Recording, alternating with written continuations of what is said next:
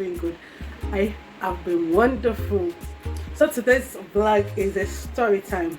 I think it has been a while since I did a story time on this channel, so I decided to throw a story time today. You know, it happened to me a couple of years back, and I don't know what you guys would think about it, if it's a coincidence or if it's luck.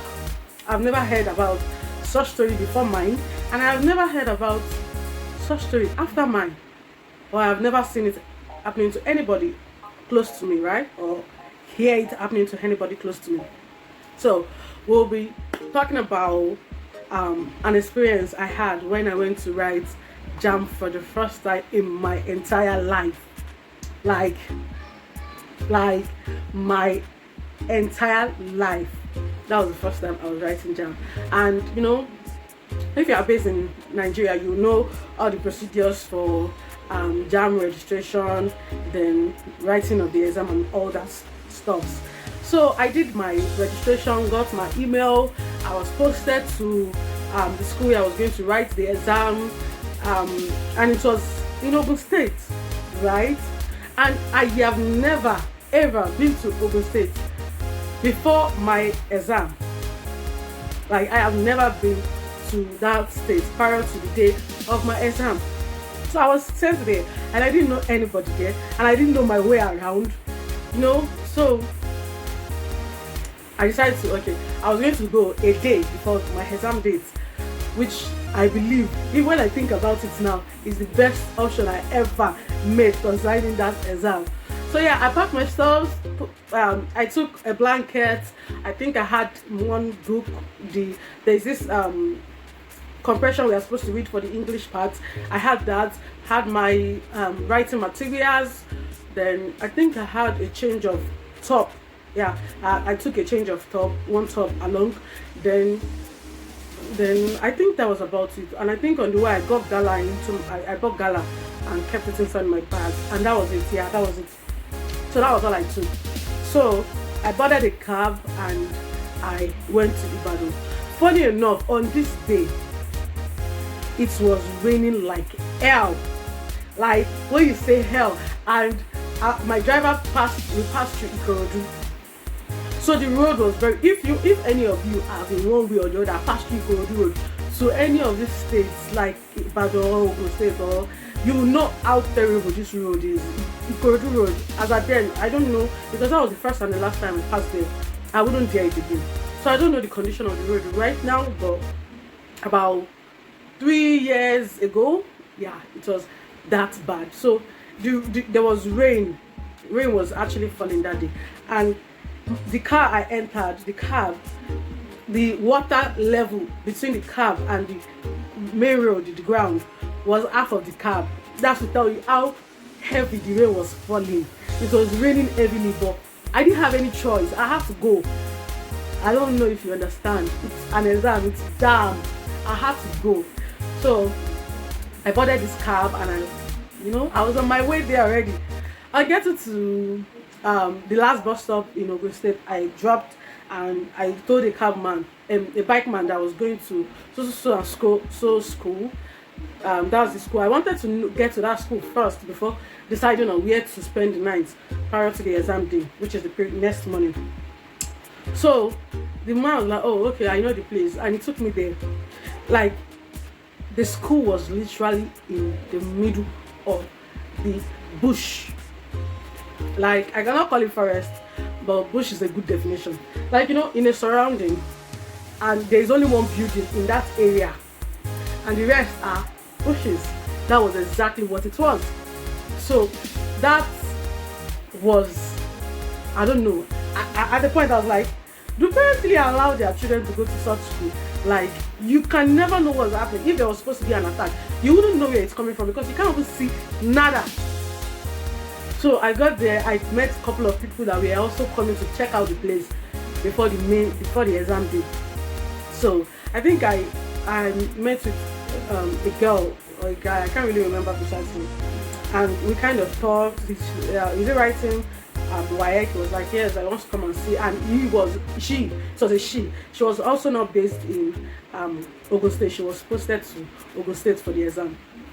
So we decided to, okay, since we know that, let's look for a place to spend the night. Then the next morning we write, and that's it. So we are looking for a place to spend the night, and all our inquiries was like the hotel, the nearest hotel, the cheapest hotel. We are quite far from the school, the examination hall. So it was quite far. So we had to look for other alternatives for us. So we came across a lady. She came with her child to write the exam. So like the child would be the one to write, but just for security reasons, since they were also posted to Ogun State, she decided to accompany her child. So she was like, oh, there's this school. Is it a school? It's a center, like training center for people that want to write jam, blah blah blah, like that. That they will give you one bed, like those small student bed. If you have been to boarding school, you know the smallest bed ever. Those students boarding school bed, yeah, they will give you one, and you have to pay 2,000 naira. Yeah, I think it was about 2,000 or 3,000 thereabout, and you have that space, and that is your space for the night. So we went there, we collected the space. I collected one bed also, found my space, put my blanket on the bed. I dropped my bag, and I decided to go out to buy something I could eat that night. So that was how we did, you know. So the next morning, around 4 already, people were already waking up, and the exam was to start around 9.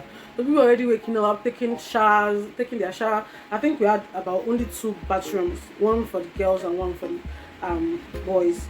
So people were already waking up as early as 4 o'clock to take their baths. So when I woke up, the queue was long. I could remember a lot of us had to bathe at the back of the bedroom. We had to bathe outside at the back.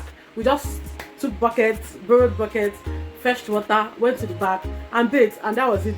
So around 5, we were all leaving the place in batches to the exam center. So that was what we did. So we got there around, let's just say, because we actually walked there, we didn't take the car or bike. So let's say we got there around 6:37. So when we got there, there were people that were already there. There were people that we met on the way that was working there that they did not stay in the same place where we stayed. So we got there and the school was still closed. That is Nigeria for you. If you want to do anything in Nigeria, you have to go there before their opening hour. You want to go to you have to do national ID card. National ID card will open by 9 or probably by 8. Then you when you go there by 4, you will meet thousands of people there. You want to do voters card, the same thing. Like that's basically how Nigeria works. Anything you want to do, you have to be there before their opening hours to actually, you know, beat whatever it is. Maybe it's traffic, time, whatever it is. You just have to be there before their opening hours. So we were there, we were standing, the school was still closed. So you know, it was during the holidays, students weren't coming to school, so it was just us. So I think around 7:30 the gate man came, he opened the school gate, but nobody was allowed to enter. So we were all standing outside, like there was no place to sit, except probably you want to put your book on the floor and sit on it or something. So there was no place, that was just the only option, standing. So we stood here till probably around 9 before they started doing check-ins for the students. For us, you can't use hijab, you can't use face cap, you can't use wristwatch, you can't use you have to pull out your pocket, a lot of things. So after they did that, I think when we actually started the exam was around 10, after 10 thereabouts, and we finished, and I decided to go back to Lagos, wherever I came from. That was why I boarded the cab. When I got outside the school, there were thousands of cabs outside already and bikes, man. That's how Nigeria also works. When there is a party or probably there is an occasion that is taking place, that there will be plenty people, there will be a huge number of people. This taximen and bikemen, they tend to wait outside to get passengers. So there was already cabmen outside. So I was like, sorry, please, I need a cab that will take me to the park where I can get Lagos bus. And the guy was like, oh, it's cool, enter, let's go. So I just entered. I was like, and I remember telling him that, are you sure you're going to take me down? And he was like, yeah, I should, not worry. So I boarded the cab and we got to his last bus stop, and I was like, I should get out. I was like, get down. Like, seriously, why would I do that? It was like, oh, this is his last bus stop. It is from here that I will get another cab that will take me to the place I was going to. That's the garage I was going to. So I didn't have a choice. I had to get down. And I stood by the roadside there and I boarded another cab. It now took me to the what's it called? It took me to the garage where I could get a bus. But on getting there was no bus. The garage, that particular garage, was not open for the day. So there was no bus going there. And that same place, it was not going to the other direction. So I had to come down and get another cab. So I came down. So I was like, okay, let me call my friend to let her know that I'm on my way coming back to Lagos. That was why I couldn't find my phone. Like, my phone just disappeared all of a sudden. And I was looking. I scattered everything that I had on me. Searched all my body. It was not as if I had pockets, but I was searching my body endlessly. All my stuff that I carried, I was searching everywhere. But I couldn't find nothing. So I was trying to trace down my phone. So I remember I went to a call center and I was like, please, can I call? I lost my phone and I tried reaching my phone. I called it countless times. Nobody was picking. So I was like, okay, let me look for another option. Let me go to Airtel. I was using Airtel. Let me go to Airtel Center and tell them that if they could help me to track my phone. So I got there and they were like, closed. They were not open that day. I was already crying, like I was literally crying already. So I remember at the complex there was this man that sells meat outside there. So I went to meet him and I was like, sir, I'm sorry, please. I was speaking in Yoruba because the truth is when I speak in Yoruba, you wouldn't know if I'm a Delta girl, if I'm a Yoruba girl. There's really no way you would know. So I spoke to him in Yoruba, like, I lost my phone, can I please call with this? And I was like, oh cool, that I can make a call. So I called the phone. It was ringing and ringing and ringing and nobody was answering. I did that a couple of times with different people, the same outcome. So at the point, I just gave up. I took another cab that would take me to the next garage. I boarded a cab going to Lagos and I cried till I got to Lagos. I was crying till I got to Lagos. I got to Lagos, I went to my friend's house and I was crying. I told her what happened and I was like, oh, it's cool. I guess we just have to get another phone and that was it. So I went to bed. I slept. It was around the evening. So I showered and I went to bed. So around that 7, I tried calling the phone and something in me just said, let me just give him one more try before giving up. And I called and it rang and somebody picked. It was an old man. You would literally hear it from his voice. He's very old. And it was like, it was speaking in Yoruba that he's sorry. He found my phone and the phone has been ringing, but he's not used to such phones. So he didn't know how to answer the phone. So he was waiting for his son to come back from work to, if it's, in case it's rang again. So his son was going to help him pick it and he's going to speak to whoever was calling. And that was what happened. So his son came at that point when I was calling and that was how we were able to talk. So I was like, okay, it's all cool. I was like, is it possible that I get my phone back? I was like, yeah, sure. That where am I? I said I'm no longer in Ogun State. I came to write and I was like, oh, where am I? I'm in Lagos State. Like, how are we going to do it? I was like, okay, probably I should come to Ogun State the next day to come and pick it. So it's like, probably that would be stressful for me that his son was going to come to Lagos 2 days later. His son could bring it for me then. All I have to do is give him the ticket. I was like, okay, that's cool, that's fine. And 2 days later, funny enough, I didn't call afterwards. I think 2 days later, the son called me that he was already leaving. I gave him my friend's number, so he called me that he was already leaving Ogun State on his way to Lagos. So we met in Lagos and I got my phone and that was it. So anytime I remember this thing, I was like, God is wonderful. What we are doing that. I don't know if it has ever happened to anybody, but it was, I don't know if I should call it coincidence or I should call it luck. That was what I said at the beginning of this video. So that was one story that I can never forget in my entire life.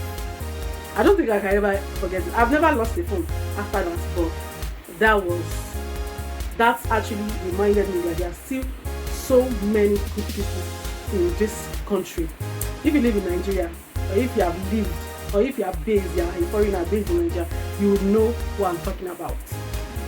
So yeah, that's the story for today. I hope you guys enjoyed it. I hope I did not bore you. I hope um, I just leave it in the comments below if you think this is coincidence or it's luck. Let me know. So thank you guys for watching. Thank you for staying tuned, and do not forget to like, subscribe, and comment below.